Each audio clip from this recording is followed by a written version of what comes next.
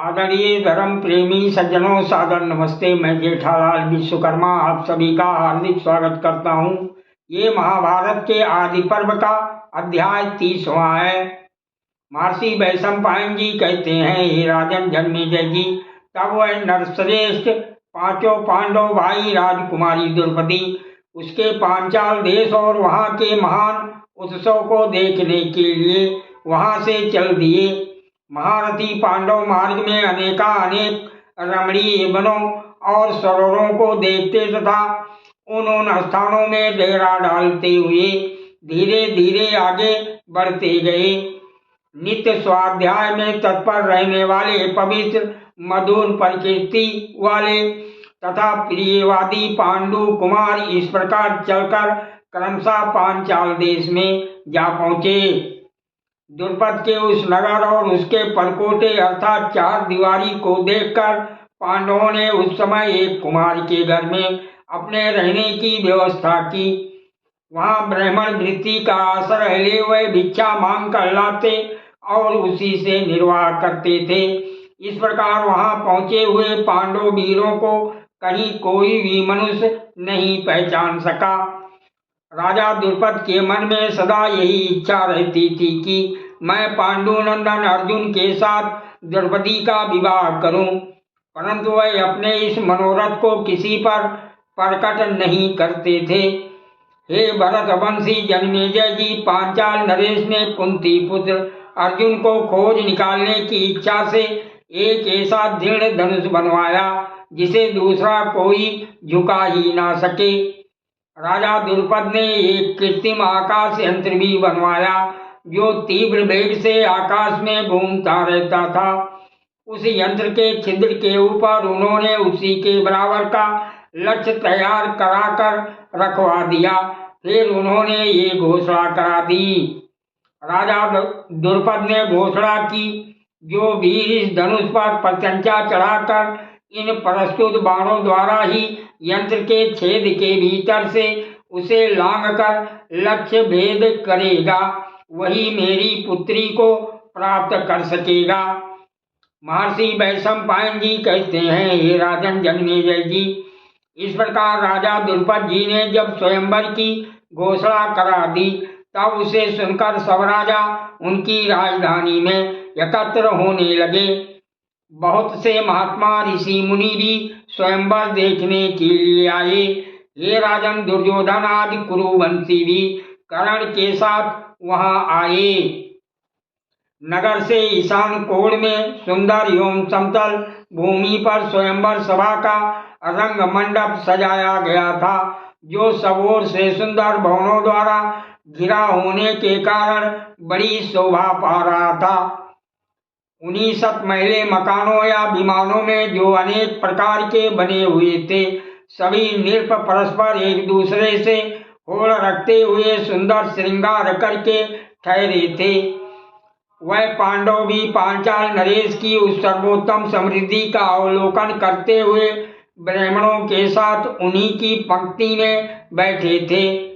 हे भरतश्रेष्ठ, सब राजा महाराजाओं के एकत्र हो जाने पर राजकुमारी द्रौपदी स्वर्णमाला अर्थात सोने की बनी हुई माला को हाथ में लेकर उस रंगभूमि में पधारी।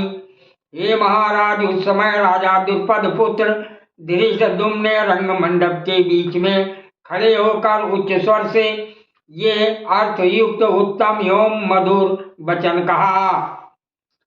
यहाँ एकत्र हे नरेश वृंद, आप लोग ध्यान पूर्वक मेरी बात सुने। ये धनुष है, ये बाण है और ये लक्ष्य अर्थात निशाना है। आप लोग आकाश में छोड़े हुए 5 पहने बाणों के द्वारा उस यंत्र के छेद के भीतर से लक्ष्य को भेद कर गिरा दें। मैं सत्य कहता हूँ, झूठ नहीं बोलता। जो उत्तम कुल, सुंदर रूप और श्रेष्ठ बल से संपन्न वीर ये महान कर्म कर दिखाएगा, आज ये मेरी बहन कृष्णा उसी की धर्म पत्नी हो जाएगी। इस घोषणा के पश्चात वह भूपालगण द्रौपदी को प्राप्त करने के लिए क्रमशः अपना पराक्रम प्रकट करने लगे, परंतु वह उस सुदृढ़ धनुष पर हाथ से कौन कहे मन से भी प्रत्यंचा नहीं चढ़ा सके। उस पर जोर लगाते समय वह सभी नरेंद्र उस सुदृढ़ एवं प्रकाशमान धनुष के झटके से दूर फेंक दिए जाते और लड़खड़ाकर पृथ्वी पर जा गिरते थे। फिर तो लंबी सांसें खींचते हुए वह शांत होकर बैठ जाते थे। इस प्रकार जब वह सभी क्षत्रिय सब ओर से हट गए, तब यमराज के समान बलवान धीरवीर चेदीराज, 10 घोष पुत्र महाबुद्धिमान शिशुपाल धनुष उठाने के लिए आगे बढ़ा, परंतु उस पर हाथ लगाते ही वो घुटनों के बल पृथ्वी पर गिर पड़ा।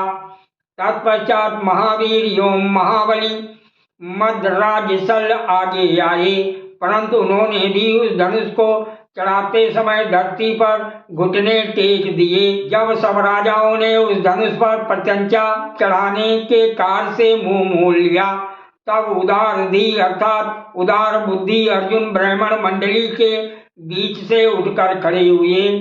इंद्र की ध्वजा के समान तेजस्वी तथा ऊंचे अर्जुन को उठकर धनुष की ओर जाते देख बड़े बड़े ब्राह्मण अपने अपने मृग चरम हिलाते हुए जोर जोर से कोलाहल करने लगे। कुछ ब्राह्मण उदास हो गए और कुछ हर्ष के मारे फूल उठे तथा कुछ चतुर एवं बुद्धिजीवी ब्राह्मण आपस में इस प्रकार कहने लगे, हे ब्राह्मणों, कर्ण और शल्य आदि बलवान धनुर्वेद परायण तथा लोक विख्यात क्षत्रिय, जिसे झुका तक ना सके, उसी धनुष पर अस्त्र ज्ञान से शून्य और शारीरिक बल की दृष्टि से अत्यंत दुर्बल सा ये निरीह ब्राह्मण बालक प्रत्यंचा कैसे चढ़ा सकेगा। यदि ये अभिमान हर्ष अथवा ब्राह्मण सुलभ चंचलता के कारण धनुष पर डोरी चढ़ाने के लिए आगे बढ़ा है, तो इसे रोक देना चाहिए। अच्छा तो यही होगा कि ये जाए ही नहीं।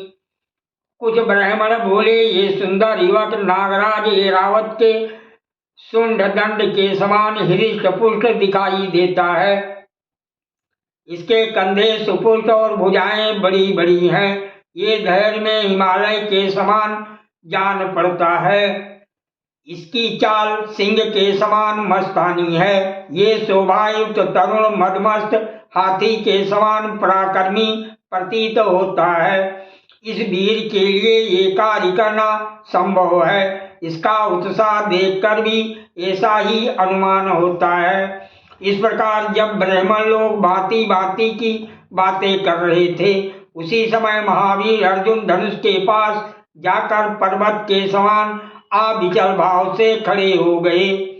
फिर रुकुम, सुनीत, वक्र, कर्ण, दुर्योधन, शल्य तथा साल्व आदि धनुर्वेद के पारंगत विद्वान पुरुष सिंह राजा लोग महान प्रयत्न करके भी जिस धनुष पर डोरी न चढ़ा सके थे, उसी धनुष पर विष्णु के समान प्रभावशाली एवं पराक्रमी वीरों में श्रेष्ठता का अभिमान रखने वाले इंद्र कुमार अर्जुन ने पलक मारते मारते डोरी चढ़ा दी। तत्पश्चात उन्होंने वह 5 बाण भी हाथ में ले लिए और उन्हें चलाकर बात की बात में लक्ष्य को भेद दिया। वो विधा हुआ लक्ष्य अत्यंत छिन्न भिन्न हो यंत्र के छेद से सहसा पृथ्वी पर गिर पड़ा। उस समय आकाश में बड़ा भारी धमाका हुआ और सभा मंडप में उससे भी महान आनंद भरा कोलाहल छा गया। उस समय जब महान कोलाहल बढ़ने लगा, तब धर्मात्माओं में श्रेष्ठ युधिष्ठिर, पुरुषोत्तम, नकुल और सहदेव को साथ लेकर डेरे पर चले गए। लक्ष्य को बिनकर धरती पर गिरा देख इंद्रतुल्य पराक्रमी अर्जुन पर दृष्टि डालकर हाथों में सुंदर श्वेत फूलों की जयमाला लिए द्रौपदी मंद मंद मुस्कुराती हुई कुंती पुत्र के समीप गईं। सादर प्रणाम। जय श्री कृष्ण।